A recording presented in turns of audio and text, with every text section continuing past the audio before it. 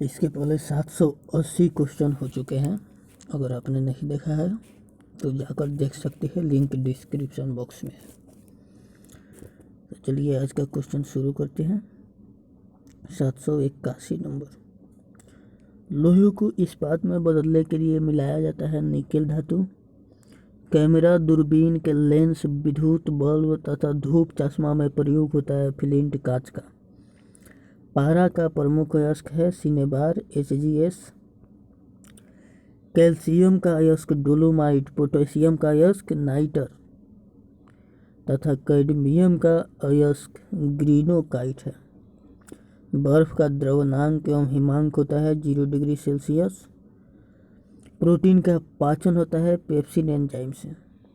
Protein का पाचन pepsin enzyme से होता है। प्रयोगशाला में संश्लेषित यानी बनाया गया पहला कार्बनिक पदार्थ है यूरिया। प्रयोगशाला में यूरिया का संश्लेषण सर्वप्रथम किया था वोहलर ने।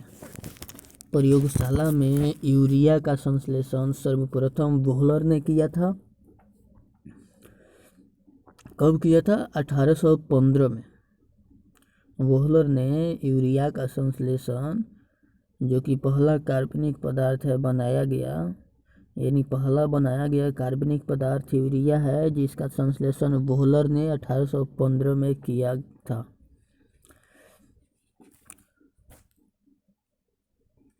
कार्बन पृथ्वी पर 0.02% पाया जाता है तथा वायु में कार्बन डाइऑक्साइड के रूप में 0.03% पाया जाता है।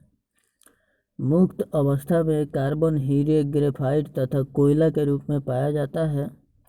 संयोजित अवस्था में कार्बन मुख्य रूप से कार्बोनेट खनिजों में पाया जाता है। कार्बन सभी सजीवों के निर्माण में आवश्यक अवयव होता है। प्रारंभ में सजीव स्रोत वनस्पति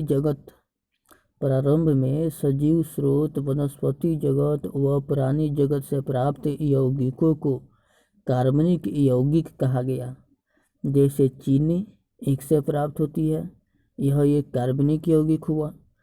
सिट्रिक अम्ल नींबू से, एसिटिक अम्ल सिरका से, तेल व वसा चर्बी से तथा यूरिया पेशाब से आदि, इन सभी यौगिकों को कार्बनिक यौगिक कहा गया।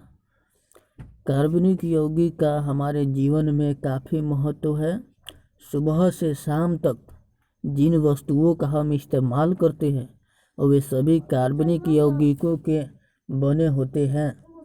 हमारे भोजन, कार्बोहाइड्रेट, प्रोटीन, वसा, विटामिन, कपड़ा, कागज, चमड़ा, साबुन, रंग, प्लास्टिक की वस्तुएं, बच्चों का खिलौना इत्यादि कार्बनिक यौगिकों के ही बने होते हैं।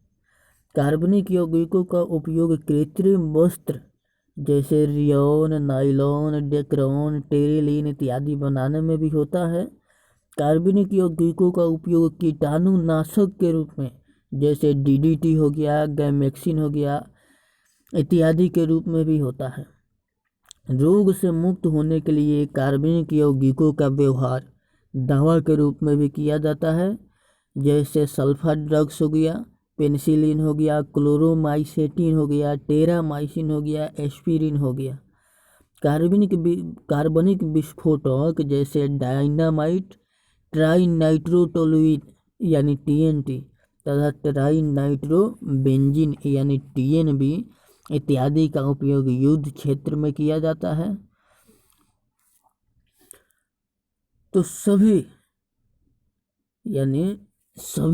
वस्तुएं प्रायः कार्बनिक यौगिकों के ही बने होते हैं। कहने का मतलब ये है कि हम सभी कार्बनिक यौगिकों से घिर गए हैं। अगर इस धरती पर से कार्बन और उनके यौगिकों को हटा दिया जाए, यानी कार्बनिक यौगिकों को हटा दिया जाए, तो धरती भी चंद्रमा की तरह जीव विहीन हो जाएगी। तो वोहलर ने और क्या किया था वोहलर ने, इसके बारे में थोड़ा सा और डिटेल जान लेते हैं। ध्यान से सुनते जाइए। देखिए, प्रारंभ में ऐसी मान्यता थी कि कार्बनिक यौगिक सिर्फ सजीव स्रोतों से ही प्राप्त किए जा सकते हैं तथा उन्हें प्रयोगशाला में तैयार करना संभव नहीं है। प्रारंभ में ऐसा मानना था कि कार्बनिक यौगिक जो है वे सिर्फ सजीवों से ही प्राप्त किए जा सकते हैं तथा उन्हें प्रयोगशाला में यानी लैब में तैयार करना संभव नहीं है। अतः वर्जिलियस ने 1815 ईस्वी में जीवन शक्ति का सिद्धांत दिया था, जिसको वाइटल फोर्स थ्योरी कहते हैं। VFT जीवन शक्ति का सिद्धांत 1815 में वर्जिलियस ने दिया था, जिसके अनुसार सजीव पदार्थों में कार्बनिक यौगिकों का निर्माण एक अदृश्य जीवन शक्ति द्वारा होता है। यही था वर्जिलियस का जीवन शक्ति का सिद्धांत, जो कि 1815 में दिए थे। उनका कहना था कि सजीव पदार्थों में कार्बनिक यौगिकों का निर्माण एक अदृश्य जीवन शक्ति द्वारा होता है। लेकिन इस धारणा का अंत तब हो गया जब वोहलर ने लैब में यानी प्रयोगशाला में यूरिया नामक कार्बनिक यौगिक का संश्लेषण अमोनियम साइनेट से यानी अमोनियम साइनेट को गर्म करके किया।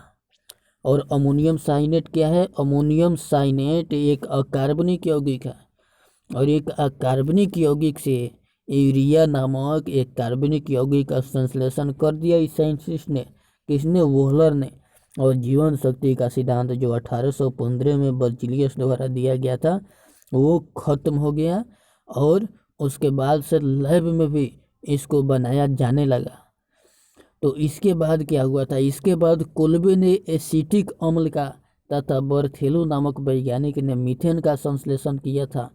और अब तक आपको जान के आश्चर्य होगा कि अब तक लगभग 1,60,00,000 से ऊपर कार्बनिक यौगिक प्रयोगशाला में यानी लैब में बनाए जा चुके हैं।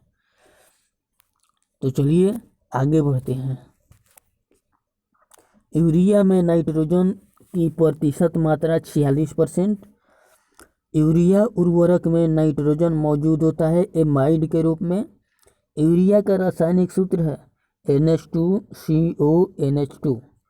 यूरिया अधिकतम मात्रा में पाया जाता है मूत्र में। जी हाँ, यूरिया सबसे अधिक मात्रा में मूत्र में पाया जाता है। शरीर में यूरिया किस अंग में बनता है? यकृत में। जी हाँ, लीवर में ही यूरिया बनता है। शरीर में यूरिया लीवर में यानी यकृत में बनता है। मूत्र दुर्गंध देता है यूरिया के कारण। दूध को पाश्चुरीकृत किया जाता है। पाश्चुरीकृत किया जाता है दूध को 62 डिग्री सेल्सियस पर। दूध का pH मान होता है 6.4। दूध के प्रोटीन को पचाने वाला एंजाइम रेनिन है। दूध की शुद्धता मापी जाती है लैक्टोमीटर से। BHC 10% का व्यापारिक नाम गैमेक्सिन है। दूध खट्टा होता है जीवाणु के कारण। पेनिसिलिन एक एंटीबायोटिक है। अंडे में प्रोटीन पाया जाता है उजले भाग में। रासायनिक दृष्टि से वाटर ग्लास है सोडियम सिलिकेट। रासायनिक दृष्टि से वाटर ग्लास सोडियम सिलिकेट है। दर्द निवारक दवाएं एनाल्जेसिक कहलाती है। दूध में पाई जाने वाली शर्करा है लैक्टोज। एंटीबायोटिक्स नष्ट करते हैं बैक्टीरिया को। अंडाणु का निषेचन होता है फैलोपियन ट्यूब में। द्रव्यों में ऊष्मा का सर्वोत्तम संवाहक है पारा। एंटीबायोटिक एम्पिसिलिन प्राप्त होती है बैक्टीरिया से। एंटीबायोटिक एम्पिसिलिन बैक्टीरिया से प्राप्त होती है। हाइड्रोजन से सर्वाधिक मिश्रित तत्व कार्बन है। हाइड्रोजन से सर्वाधिक मिश्रित तत्व कार्बन है। तो कुछ और जानते हैं कार्बन के बारे में और इनके यौगिकों के बारे में यानी कार्बनिक यौगिकों के बारे में।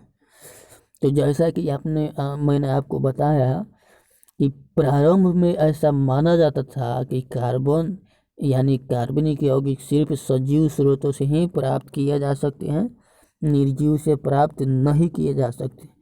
और इसी वजह से वर्जिलियस नामक वैज्ञानिक ने 1815 में जीवन शक्ति का सिद्धांत दिया था, जिसमें कहा था कि कार्बनिक यौगिक का निर्माण एक अदृश्य जीवन शक्ति द्वारा होता है। लेकिन इस धारणा का अंत हो गया इस धारणा का अंत तब हो गया जब वोहलर ने लैब में एक कार्बनिक यौगिक अमोनियम साइनेट को गर्म करके यूरिया यानी एक कार्बनिक यौगिक प्राप्त कर लिया यानी बना दिया। और कार्बनिक रसायन जो है, एक कार्बनिक रसायन आपको पढ़ना है ऑर्गेनिक केमिस्ट्री, ये फुल्ली बेस्ड है हाइड्रोकार्बन और उनके व्युत्पन्न पर, यानी कार्बनिक यौगिकों पर फुल्ली बेस्ड है ऑर्गेनिक केमिस्ट्री। तो थैंक्स फॉर वाचिंग, फिर मिलेंगे।